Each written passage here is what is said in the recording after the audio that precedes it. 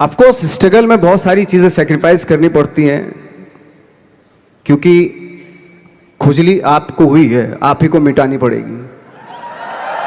You know, आप जो आप हैं वो आपने बनना चाहा था। भी आपके साथ बिजनेस में काम कर रहा है, जो एक्टिव है और जो वर्किंग है, उसकी सुनते रहो, क्योंकि वो ही आपका भला चाहता है और वही आपको आगे बढ़ाना चाहता है और वो आपको हमेशा मोटिवेट करेगा। एक और सवाल पूछूं और सवाल। आपने बहुत लंबा सफर चुना है, जहां से आप शुरू हुए और अभी तक में काफी साल लगे। अब जब सफलता आपके पास आ रही है और आपके पास बहुत आ रही है, तो कभी ऐसा दिमाग में नहीं आता कि रिटायर हो जाऊं, कब तक करूंगा? मेहनत करना शुरू किया, एक थॉट होता है कि एक सक्सेस मिल जाए। जैसे आपको भी लगता होगा शुरू में कि एक पिक्चर मिल जाए, एक शॉट हो जाए, 10 हो जाए या 50 हो जाए, उसके बाद मैं रिटायर हो जाऊंगा, मैंने कमा लिया। बट हर इंडस्ट्री में हम लोग एक रखते हैं कि यहाँ पे रिटायर होना है। आपके हिसाब से, इंडस्ट्री छोड़ के, बट आपके हिसाब से आपको क्या लगता है नवाज कि आप कब रिटायर होना चाहेंगे? देखिए, रिटायर की तो बात की बात है, खैर रिटायर एक्टर तो रिटायर नहीं होता है ना। जो स्टार होते हैं वो रिटायर हो जाते हैं, वो तब तक होता है उनका जब तक ये होता है, उनका करियर तब तक होता है।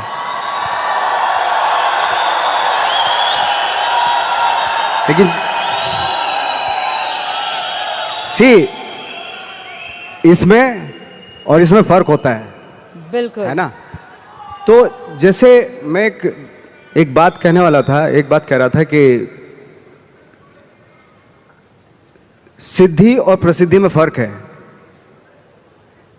प्रसिद्ध तो, सक्सेसफुल तो कोई भी हो जाएगा। एक इंसान कपड़े उतार के बाजार में घूमने लगे, प्रसिद्ध हो जाएगा 1 मिनट में। ठीक है, आजकल तो इंटरनेट का जमाना है, थोड़ा मोबाइल से खींच लिया, डाल दिया, हो गया। अरे नंगा घूम रहा था बंदा बाजार में, कौन है, अच्छा ये नाम है, अच्छा, हा हा हा हा है, हो गया प्रसिद्ध। तो सिद्धि जो होती है प्रसिद्धि के भी ऊपर होती है। सिद्धि प्राप्त करना बहुत जरूरी होता है, सिद्धि प्राप्त करना बहुत मुश्किल है, प्रसिद्ध होना बहुत आसान है। हम यहाँ पे फ्रेंकली स्पीकिंग, मैं मुंबई में प्रसिद्ध होने के लिए नहीं आया था, मुझे इस फील्ड में सिद्धि प्राप्त करनी थी, इसलिए आया था मैं। लेकिन इस सब ऑड सिचुएशंस के बावजूद भी गए। लेकिन एक चीज मेरे दिमाग में थी कि जो सब कर रहे हैं वो नहीं करना है, तो अलग क्या करूं, अलग क्या होना चाहिए। उसके लिए ट्रेनिंग की जरूरत थी, जो मैंने नेशनल स्कूल ऑफ ड्रामा में आके ट्रेनिंग ली। 3 साल मैंने एक्टिंग की पढ़ाई की वहां पे, और अपनी एक क्राफ्ट के बारे में समझा कि एक्चुअली इस पर्सनैलिटी में अगर मैं लोगों को इम्प्रेस करना चाहता हूं, उसके लिए एजुकेशन की बहुत ज़रूरत है। या जो भी आप काम कर रहे हो उसमें क्राफ्ट, उसका एक्सपर्ट होना बहुत ज़रूरी होता है। ऐसे ही हवा में नहीं कि जैसे पहले होता था, अरे यार तो बहुत खूबसूरत दिखता है, फिल्मों में जाके काम करना शुरू कर दे, ऐसा नहीं। किसी चीज़ को बारीकी से जानना, उसके लिए ट्रेनिंग की, एक्सपर्ट्स की, एक्सपीरियंस की ज़रूरत होती है। तो मैंने ट्रेनिंग ली नेशनल स्कूल ऑफ ड्रामा से, और 2000 में मैं पहुंच गया मुंबई। यहाँ पे जितने लोग भी बैठे हैं और इंक्लूडिंग मुझे, हमने भी ऐसा कुछ शुरू किया है, या हम भी ऐसा कुछ कर रहे हैं जो ट्रेडिशनल नहीं है, जो बहुत अलग है, और जिसके लिए बहुत लोग बोलते हैं कि पता नहीं होगा कि नहीं होगा, कर पाएंगे कि नहीं कर पाएंगे, या तुम कर रहे हो करके दिखाओ, तुम कर लिए तो देखते हैं। और लोग जगह जगह, समय समय पर, हर समय, हर किसी को, यहाँ पे जितने लोग भी बैठे हैं उनको कहते हैं कि तुमसे तो हो नहीं पाएगा, और हो गया तो राम जाने।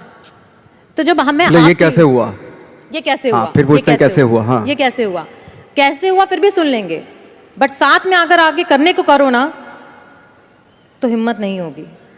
तो आपने जब शुरू किया और आपने जब करना शुरू किया, और आज आपकी वो दोस्त जिन्होंने आपको बोला, या जो रिश्तेदार आपको बोलते थे कि तुझसे नहीं हो पाएगा, वो आज क्या कहते हैं? देखो, ये है कि जैसे मैंने बताया कि मुझे कदम कदम पे ये बोला गया, जैसे रिश्तेदार मेरे, सबसे पहले तो रिलेटिव्स ही बोलते हैं आपके, बोले भाई ये जो करने जा रहा है तू, ये तेरे बस का नहीं है, तू देख ले अपना बस का नहीं है ये। और जब हो जाता है तो ऑफ कोर्स यही कि हमने तो बोला था, अब पता नहीं कब बोला था, मुझे भी नहीं पता कब बोला था उसने कि हमने तो बोला था हो जाएगा। एक किस्सा मुझे याद है कि जब मेरा एक मैगजीन आती है जीक्यू की मैगजीन पे जब मेरा 2012 में मेरा छपा, तो मुझे एक बहुत बड़ी मॉडल थी मुंबई की, तो उन्होंने बुलाए, दोस्त थी, काफ़ी सालों के बाद 3-4 साल के बाद मिलना हो रहा था। तब मैं 3 साल पहले स्ट्रगल ही कर रहा था ऑलमोस्ट, लेकिन जैसे जीक्यू में आया मेरा मैगजीन में, तो वो शॉक्ड हो गई। और वो बहुत ही खूबसूरत, लंबी चौड़ी खूबसूरत मॉडल की तरह बिल्कुल, और मैं ऐसा दिखने में, तो मुझे बुलाया, बोला यार तुम जीक्यू के पेज पे आए हो? मैंने हाँ। तुम कैसे जीक्यू के पेज पे आ गए? मैंने पता नहीं, मुझे भी पता नहीं क्यों आया। तुम्हें मालूम है तुम जीक्यू के पेज पे आए हो? मैंने हाँ। तुम्हें पता नहीं तुम कैसे आए हो, क्यों? तुम्हें मालूम है तुम जीक्यू के पेज पे आए हो? शी वॉज लाइक, मतलब उसने बहुत अपनी जिंदगी में बहुत साल दिए इंडस्ट्री को, लेकिन कभी इस तरह का कुछ हुआ नहीं कि जीक्यू के पेज पे आ गए इस तरह के। हालांकि मैं ज़्यादा कुछ इस चीज़ पे बिलीव नहीं करता, बट उसके लिए बहुत इंपॉर्टेंट था कि जीक्यू के पेज पे तुम कैसे गए। मतलब उसका कहने का मतलब यार तू दिखने में 5 फुट 6 इंच का आदमी, ना तेरा शक्ल, ना सूरत, ना कुछ, तू कैसे आ सकता है जीक्यू के पेज पे? See that was the mindset. ये माइंडसेट था कि मेरे जैसे कद काठी का आदमी इतनी बड़ी मैगजीन में कैसे उसका फोटो आ सकता है। ये माइंडसेट था और है। लेकिन इन सब के ऊपर आप तब उठते हैं जब आप क्राफ्ट जानते हैं, अपना काम जानते हैं। हम लोग अपना काम जानते थे, हम लोगों को अपनी चीज़ें मालूम थी, क्योंकि हमने उसको वक्त दिया था, हमने उसको टाइम दिया था, अपनी क्राफ्ट को, अपनी चीज़ों को, अपनी ट्रेनिंग को टाइम दिया था। इसलिए ये सारी चीज़ें पॉसिबल हुई। यहाँ पे जितने भी लोग बैठे हैं, जैसे आपने बोला कि ट्रेनिंग बहुत ज़रूरी है, और आप काफ़ी बार इस बात को मेंशन करते हैं कि ट्रेनिंग, समझना, अपने क्राफ्टमैनशिप को समझ के करना बहुत ज़रूरी है। हमारे अंदर भी एक कल्चर है जिसमें हम कहते हैं कि साथ में बैठना, रहना, जैसे आपने बोला साथ में रहना बहुत ज़रूरी है, तो हम हमेशा कहते हैं एसोसिएशन में रहना ज़रूरी है। अच्छी तालीम पाने की तरह हम कहते हैं कि अपने बिजनेस को समझना, उसके अच्छे और उसकी बुराइयों को जानना बहुत ज़रूरी है। और शायद दिक्कतें आएंगी, बट समझो और समझ के जब करोगे तो एंड में सक्सेस ज़रूर मिलेगी। इस पूरी जर्नी में आपके, जब आपको कभी भी ऐसा फील नहीं हुआ कि बहुत हो गया, सफलता नहीं मिल रही है, लोग आगे पीछे, शायद कोई आगे बढ़ रहा था, जैसे आपने बताया कि आप पहले ऐसे माहौल में रहते थे जहाँ पे लोगों को एक्टिंग के लिए मिल जाते थे और आपको नहीं मिल रहा था, तो कभी छोड़ने का दिल नहीं किया आपको कि छोड़ देता हूँ, कुछ और कर लेता हूँ? और लोगों ने बोला होगा ज़रूर, छोड़ दो, कुछ और कर लो, क्योंकि यहाँ पे बैठे हुए बहुत सारे लोगों को ये बोला जाता है कि बहुत आसान है छोड़ना, छोड़ दो, नौकरी तो है, करते रहो, बिजनेस क्यों करना है? इसके लिए आप क्या कहना चाहेंगे? आई थिंक सबसे आसान काम है, जैसे आपने बताया, नौकरी करना तो सबसे आसान काम है, लेकिन खुद से क्रिएट करना कोई चीज़, वो वाकई बहुत डिफिकल्ट है।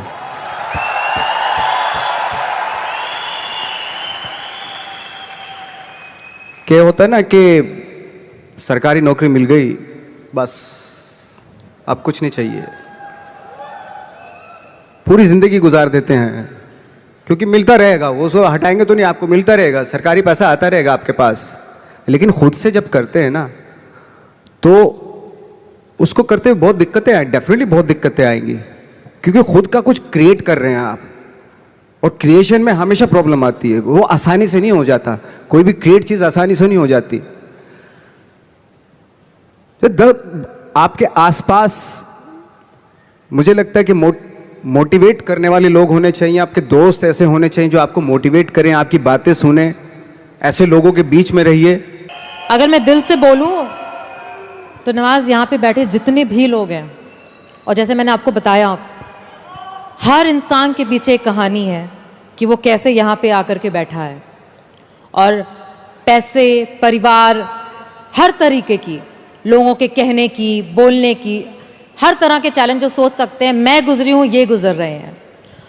और आज जब आप यहाँ पे हो तो आप इनसे वो एक क्या बात बोलना चाहोगे जिसको वो यहाँ से जब जाएं तो बोले नवाजुद्दीन सिद्दीकी ने कहा था और उन्होंने कहा था इसलिए मैं करके दिखाऊंगा।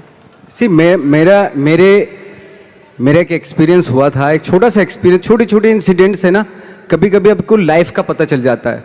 तो मेरा एक छोटा सा एक्सपीरियंस हुआ था। एक बार हम लोग जब 2000 में मुंबई आए थे तो बहुत सारे मेरे दोस्त यार भी आए थे, कुछ शादीशुदा थे, हमारे जैसे लोग अकेले ऐसे, कुछ हम लोग ऐसे ही आ गए थे, ट्रेनिंग सब लेके आए थे। तो मेरा एक दोस्त था, उसकी बेटी थी कोई 4-5 साल की। तो ये वो किस्सा बता रहा था कि नवाज पता है परसों मैं अपनी बेटी को लेके जा रहा था, उसने कहा पापा पापा मुझे आइसक्रीम चाहिए, है ना, और मेरे पास पैसे नहीं थे। जो कहानी सुना रहे थे उन्होंने बोला, मेरे सीनियर ही थे वो थिएटर के, उन्होंने बोला मेरे पास पैसे ही नहीं थे। और मैंने सोचा यार मैं अपनी बेटी को, मतलब वो स्ट्रगल कर रहे थे फिल्मों के लिए, टीवी सीरियल्स उनको मिलते थे लेकिन वो कर नहीं रहे थे कि नहीं फिल्मों में ही करूंगा, फिल्मों में डायरेक्ट फिल्में स्टार्ट करूंगा। तो ऐसा था उनका, इस वजह से उनको काम नहीं मिल रहा था। तो उनकी बेटी ने जब बोला पापा पापा मुझे आइसक्रीम चाहिए, तो जब उन्होंने बोला कि बेटा मेरे पास पैसे ही नहीं है, तो नवाज उस दिन मैंने सोचा कि भाड़ में जाए टीवी सिनेमा या वो, मैं टीवी करूंगा लेकिन अपनी बेटी को जब भी बोलेगी आइसक्रीम खिलाऊंगा है। But the thing is